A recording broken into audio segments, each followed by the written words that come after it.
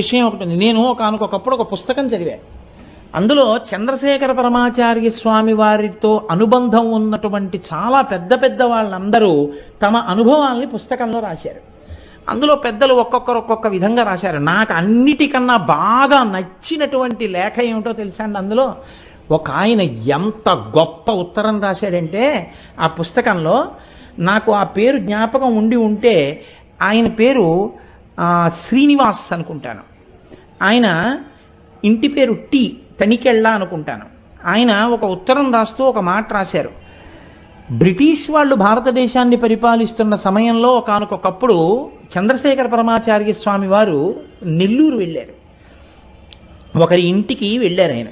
అప్పటికి ఆ ఇంట్లో ఉన్న వ్యక్తి సబ్జడ్జిగా పనిచేస్తున్నారు.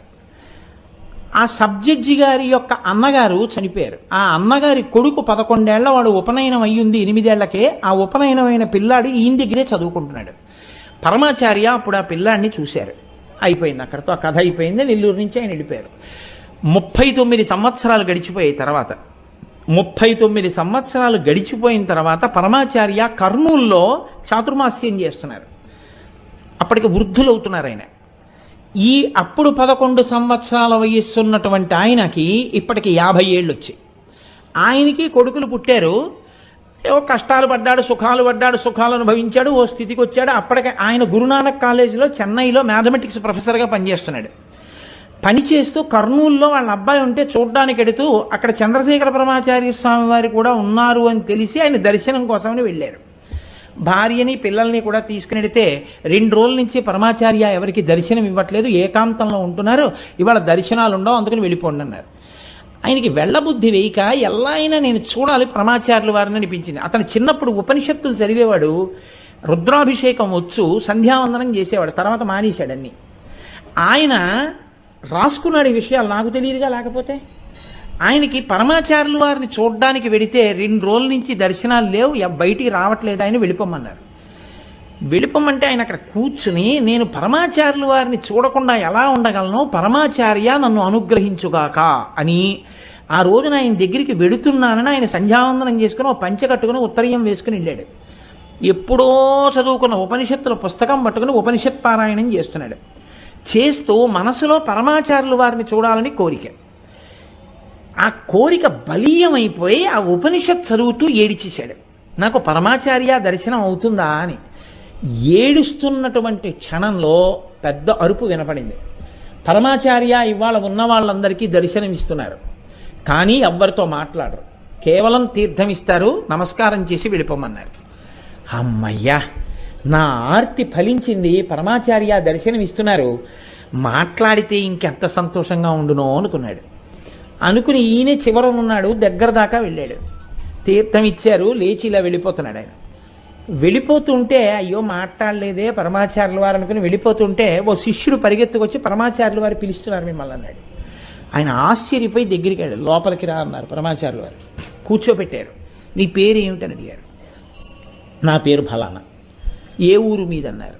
అంటే చెన్నైలో నేను మ్యాథమెటిక్స్ లెక్చరర్గా ప్రొఫెసర్గా చేస్తున్నాను. కాదు, అంతకుముందు ఎక్కడున్నావు అన్నాను. నెల్లూరులో ఉన్నానన్నారు. మీ నాన్నగారి పేరు ఏమిటి అన్నారు. నాన్నగారి పేరు చెప్పారు. ఓ, నువ్వు ఫలానా నెల్లూరు సబ్జడ్జి గారి అన్నగారి కొడుకు కదా, మీ ఇంటికి నేను వచ్చాను గుర్తుందా నీకు 11 ఏళ్ళప్పుడు అని అడిగారు.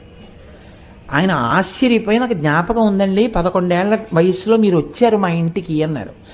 మీ బాబయ్య అంత గొప్పవాడు ఎలా అయ్యాడో తెలుసా అని అడిగారు. ఈ పిల్లవాడికి తెలియదు. ఎలా అయ్యాడండి అని అడిగారు. మీ బాబయ్య కోర్టులో రికార్డ్ అసిస్టెంట్గా ఉండేవారు, కానీ ఆయన జడ్జీలు ఇచ్చే తీర్పులన్నీ చదివి చదివి చదివి చదివి చట్టం మీద ఎంత అధికారం వచ్చిందంటే ఈయనే తీర్పు రాసేవాడు, జడ్జీలు చదివేవారు. కలెక్టర్ గారికి తెలిసింది ఆ విషయం. అప్పుడు బ్రిటిష్ గవర్నమెంట్ ఉంది. కలెక్టర్ గారికి తెలిసి ఒక రోజున కలెక్టర్ గారు ఇతనికి కబురు చేశారు, నువ్వు ఆలస్యంగా రా కోర్టుకి అని చెప్పి కలెక్టర్ కోర్టుకి వెళ్ళాడు. జడ్జి తీర్పు చెప్పాలి, ఇతను లేడు. ఈయన ఉంటే తప్ప ఆయన ఆ తీర్పు చదవలేడు, ఎందుకంటే ఈయనే రాసి ఇవ్వాలి ఆ తీర్పు. జడ్జి కంగారు పడిపోతున్నాడు, ఈయన ఆలస్యంగా వచ్చారు, తీర్పు ఇచ్చారు, ఆయన తీర్పు చదివేశారు. కలెక్టర్ ఈయన యొక్క గొప్పతనాన్ని చూసి గుర్తించి ఉత్తర క్షణంలో మెజిస్ట్రేట్గా పోస్టింగ్ ఆర్డర్ ఇచ్చారు అప్పట్లో బ్రిటిష్ గవర్నమెంట్. అలా సబ్జెక్ట్ అయ్యాడు. మీ బాబయ్య అంత కఠోర పరిశ్రమతో అలా చేశాడు ఉద్యోగం. అందువల్ల సబ్జెక్ట్ అయ్యాడు. తెలుసా నీకని అడిగారు. తెలీదు అన్నారు. నువ్వు ఇప్పుడు సంధ్యావందనం చేస్తున్నావా, ఉపనిషత్తులు చదువుతున్నావా, ప్రశ్నలు వేశారు, పంపించేశారు. అతను వెళ్ళిపోయి పరమాచార్య నాతో ఇంత మాట్లాడారని పొంగిపోయి ఆ రోజు నుంచి సంధ్యావందనం చేసేవారు, ఉపనిషత్తులు చదివేవారు. ఆయన క్రమంగా గురునానక్ కాలేజీ ప్రిన్సిపాల్ అయ్యారు. అయిన తర్వాత నేను ఇప్పుడు ప్రిన్సిపాల్ని కూడా అయ్యాను, ఇప్పుడు నేను ఉపనిషత్తులు చదివాను, ఇప్పుడు నేను సంధ్యావందనం చేస్తున్నాను, ఇప్పుడు నేను పంచ కట్టుకుంటున్నాను అని చెప్పి చాలా మనసులో ఆనందాన్ని అతిశయాన్ని పొంది ఇప్పుడు మళ్ళీ ఓసారి పరమాచార్యుల వారి దగ్గరికి వెళ్దాం, అప్పుడే అంత మాట్లాడారంటే ఇప్పుడు నాతో ఎంత మాట్లాడతారో అని చెప్పేసి కంచి వెళ్ళారు. ఆ పరమాచార్యుల వారు దర్శనం ఇస్తున్నారన్నారు.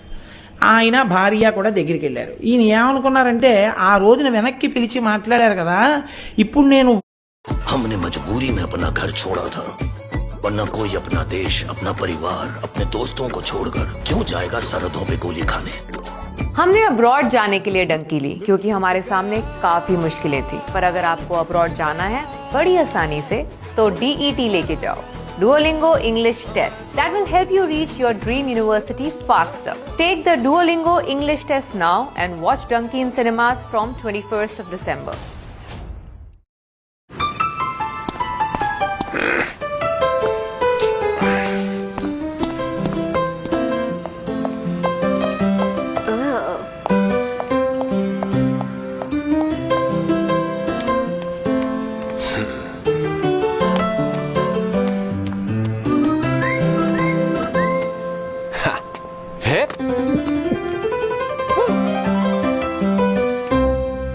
Red Bull gives you wings. సంధ్యావందనం చేస్తున్నాను, ఉపనిషత్తులు చదువుతున్నాను, ప్రిన్సిపాల్ని అయ్యాను, తప్పకుండా నన్ను పిలిచి అడుగుతారనుకున్నారు. పరమాచార్య ఈయన్ని చూసిలాగా తీర్థం ఇచ్చి నువ్వు నాతో మాట్లాడక్కర్లేదని లెంపకాయ కొట్టినట్టుగా మొహం తిప్పారు. తిప్పి ఆయన భార్యనమ్మ కులాసాగా ఉన్నారా, పిల్లలు బాగున్నారా అని అడిగారు కుశల ప్రశ్నలు. ఈయన ఏదో చెప్పపోతే అన్నారు. అనేటప్పటికి అంతే వెళ్ళిపోయారు. అతను చాలా చిన్నబుచ్చుకున్నాడు. చాలా ఇది యథార్థంగా జరిగిన విషయం అండి. ఆయనే రాసుకున్నాడు. మీకు కావాలంటే నేను మా ఇంట్లో పుస్తకాలు వెతికి రేపు తీసుకొచ్చి చూపిస్తా సాక్ష్యం. ఆశ్చర్యపోతే ఇంటికి వెళ్ళి ఆలోచించాడు, ఎందుకు ఇలా జరిగింది అని ఆలోచించాడు. ఒకనాడు నేను ఏమీ చేయకపోయినా ఆర్తితో పరమాచార్యుల వారి దర్శనం కావాలని కళ్ళుల నీళ్లతో ఏడిచాను. ఉపనిషత్ పుస్తకం పట్టుకుని దర్శనమిచ్చి మాట్లాడారు. ఇవాళ నేను ఉపనిషత్ చదివినా సంధ్యావందనం చేసినా నేను ఉపనిషత్తులు చదువుతున్నాను, నేను సంధ్యావందనం చేస్తున్నాను, నేను ప్రిన్సిపాల్ని అయ్యాను, ఇంతటి వాడిని ఇప్పుడు నాతో ఎందుకు మాట్లాడరని వెళ్ళాను. ఆయన సర్వజ్ఞుడు, ఆయనకి తెలుసు నా మనసులో ఏర్పడిన అతిశయం. అందుకే లెంపకాయ కొట్టినట్టు చూసి పక్కకి వెళ్ళిపోమన్నారు. మాట్లాడలేదు. చదువు వినయానికి పనికి రావాలి. విద్యా వినయ సంపన్ని. నాకది రాలేదు, నాకు ఆ వినయం రాలేదు. నాకు అహంకారానికి పనికొచ్చింది నా చదువు, అహంకారానికి పనికొచ్చింది నా ఉద్యోగం. అందుకే నేను పరమాచార్యుల వారి కృపని నిలబెట్టుకోలేకపోయాను. నా జీవిత పర్యంతంలో ఇంకెప్పుడు అహంకార స్పర్శ లేని పూజ చేస్తాను భక్తితోనని నేను ఇంత బాధపడ్డాను అని పరమాచార్య నాకు ముఖాన్ని విముఖంగా తిప్పి నేర్పిన పాఠమని ఆయన ఉత్తరం రాసుకున్నారు. ఇది భగవంతుడి పట్ల కూడా మనకి రావలసినటువంటి ఆలోచన ధోరణి.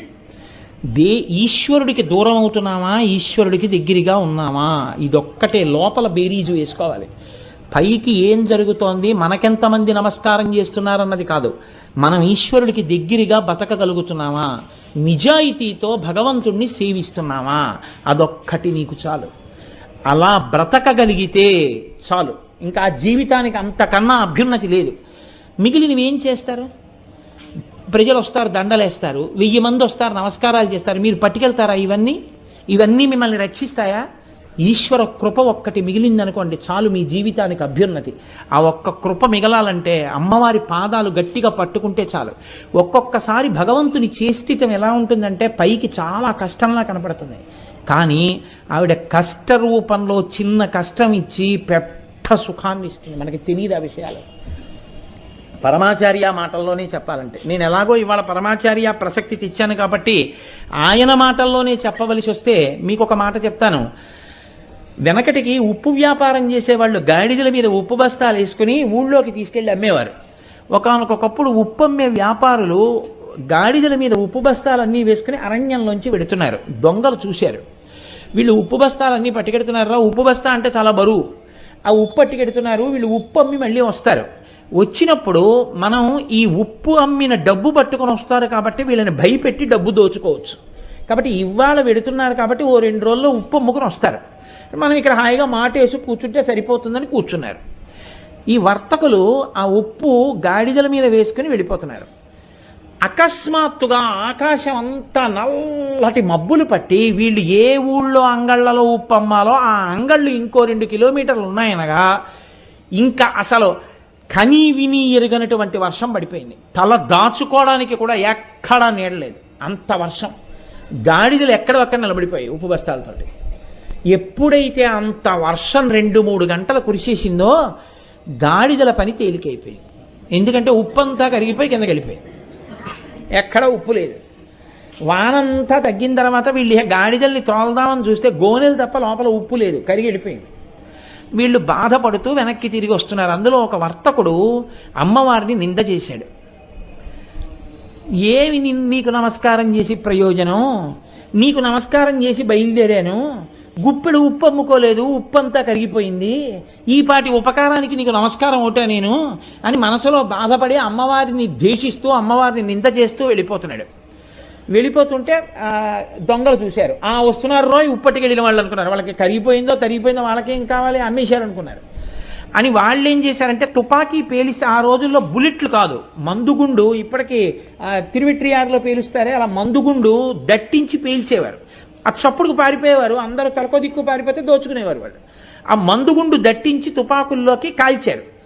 కాలిస్తే ఉప్పే కరిగిపోయినంత వాన పడింది కాబట్టి అడవిలోనూ పడింది, మందుగుండు అంతా నిమ్ముకుపోయింది, చల్లగా అయిపోయి వీళ్ళు ఎంత పేల్చినా అది పేలలేదు. టక్ టక్ తుపాకుల శబ్దాలు మాత్రమే వస్తున్నాయి కానీ మందుగుండు పేలటం లేదు. వీళ్ళు ఆ దొంగల్ని చూసి ఊరే అసలే ఉప్పు పోయింది, వీళ్ళు మన్న కొట్టడానికి తుపాకులు పేలుస్తున్నారని వీళ్ళు దొంగల వెంట పడ్డారు. దొంగలు తుపాకులు వదిలి పారిపోయారు. పారిపోతే ఈ అమ్మవారిని నింద చేసినటువంటి వర్తకుడు మాత్రం పరిగెత్తకుండా నిలబడిపోయి కన్నుల నీరు పెట్టుకుని ఏడుస్తూ భూమి మీద పడ్డాడు. మిగిలిన వాళ్ళు వచ్చి అన్నారు, ఎందుకురా ఏడుస్తున్నావు, ఎందుకు అలా పడిపోయావు అన్నారు. ఏ తుపాకీ పేలలేదుగా, ఎందుకు అలా పడ్డావు అన్నారు. కాదురా, ఉప్పు బస్తాలు తడిసిపోయాయని ఉప్పు పోయిందని అమ్మవారిని తిట్టాను. ఉప్పు బస్తాలు తడిసిపోయి ఉండకపోతే ఉప్పు అమ్మిన డబ్బుతో వచ్చేవాళ్ళం, ఈ పాటికి దొంగలు చంపేసి ఉండేవారు. అమ్మవారు ఉప్పు తీసేసింది, ఉప్పు తిని అదృష్టాన్ని మిగల్చింది, నేల మీద ఇంకా నాకు మెతుకులు మిగిలాయి. కాబట్టి అమ్మవారు ఎంత దయామయురాలో తెలియక తిట్టానురా, ఉప్పు కరిగిపోతే కరిగిపోయింది కానీ నా ప్రాణాలు నిలబడ్డాయిరా అన్నాడు. ఇప్పుడు చెప్పండి, ఒకనాడు మీకు అమ్మవారు, మీరు అమ్మవారిని నమ్మి ఉన్నా ఒక కష్టం ఇచ్చింది అంటే ఎంత పెద్ద పాపం చేసి ఉంటే ఇంత చిన్న కష్టంగా ఆవిడ తీసేస్తోందో, లేకపోతే ఇలా తీయడం వల్ల ఏ పెద్ద ప్రయోజనం రాబోతోందో మీకేం తెలుసు? తెలుసున్ననాడు పొగడ్డం కాదు, అనుభవిస్తున్న నాడు అమ్మవారి కృపే అనుకుని బతకడం. దీన్ని శాస్త్రంలో ఏమంటారంటే కర్మ ప్రూఫ్ అంటే. అంటే మనం చూడండి, వానలో పెడుతున్నాం అనుకోండి, ఏం చేస్తాం, గొడుగు వేసుకుంటాం, అదేమిటి వాటర్ ప్రూఫ్, పైనది వాటర్ ప్రూఫ్, అందుకని నీళ్లు పడ్డాయి అనుకోండి జారిపోతాం, ఆ బట్ట తడిసిపోయి ముద్దయిపోయి మీద పడిపోవు, అలా కారిపోతాయి, పక్క నుంచి వెళ్ళిపోతాయి. ఎండలో పెడుతున్నారు అనుకోండి, ఓ టోపీ పెట్టుకుంటారు, అదేమిటది సన్ హీట్ ప్రూఫ్, తల వేడెక్కదు. అలా కష్టం వచ్చినా సుఖం వచ్చినా అమ్మవారి పాదాలే పట్టుకుని ఉండి నువ్వే నడిపిస్తావన్న భక్తి మార్గంలో నడిస్తే కర్మ ప్రూఫ్. ఇప్పుడు ఏమైంది, అమ్మవారు మిమ్మల్ని చూసుకుంటుంది. ఇలాంటి వాళ్ళు ఎవరున్నారో అలాంటి వాళ్ళ పట్ల అమ్మవారు ఎంత జాగ్రత్తగానో కంటిని రెప్ప కాపాడినట్టు కాపాడుతూ వాళ్ళ పాపపుణ్యముల యొక్క వినిమయమయ్యేటటువంటి స్థితిని తాను తీసుకుని వాళ్ళని కాపాడుకుంటుంది.